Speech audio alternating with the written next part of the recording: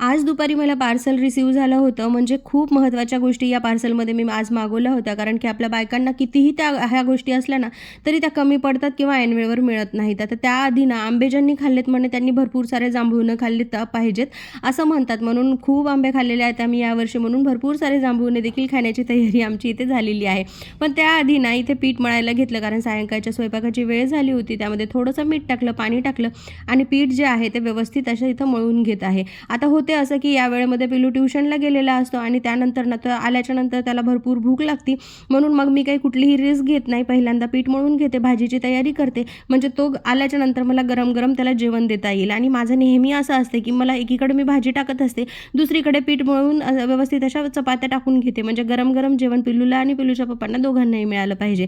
व्यवस्थित मन लावून इथं पीठ चुरून घेतले, 10 मिनिटासाठी इथं ना झाकून ठेवते, म्हणजे की नाही ते व्यवस्थित फुलेल आणि मग आपल्या चपात्या फटाफट होतील आणि व्यवस्थित छान पण होतील. आता भाजी काय करायचं हे काही तयारी नव्हती. पिलूचे पप्पा म्हटले होते त्यांना की नाही भाजी घेऊन येतो म्हणून, पण आता भाजी कोणती करायची आणि काय काहीच सिलेक्ट नव्हतं. ते काय आणणार होते बाजारातून हे पण माहीत नव्हतं. पण कुठल्याही भाजीसाठी लसूण आणि कांदा मात्र लागतोच, त्यामुळे ते सोलून घेतला आणि लगेचच तो काही कचरा आहे ना तो भरून टाकला. त्यानंतर ना आता वेळ कशाला वाया घालायचा म्हणून इथे ना भांड्याच्या रॅक पूर्ण रिकामा झाला होता. भांडे एवढे घासायला पडले होते, त्यामुळे नंतर भांडे घासून घेतले आणि व्यवस्थित ना ऑर्गनाईज करायचं हे ठरवलं.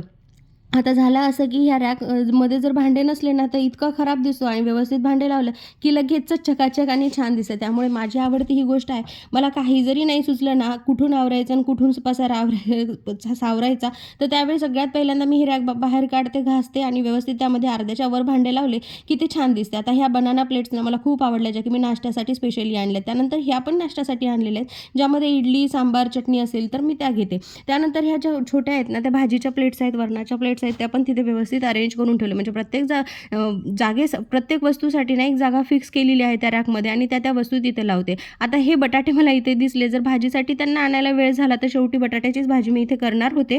आणि नंतर जे ग्लास आहेत ना ते पण तिथे ठेवले, आणि हे माझे फेवरेट ऑल टाईम कप जे आहेत जे डीमार्टमध्ये भेटतात ते पण व्यवस्थित लावून घेतले. हा छोट्यापणचा पिलूचा टिफिनचा डब्बा आहे, जो की मी आत्ताच ठेवला, आणि ते म्हणजे तो डब्बा पाहिला ना त्याच्या लगेच लहानपणची आठवण येते. कधी डब्बा संपून यायचा तर कधी तसाच्या तसाच वापस घरी येत होता.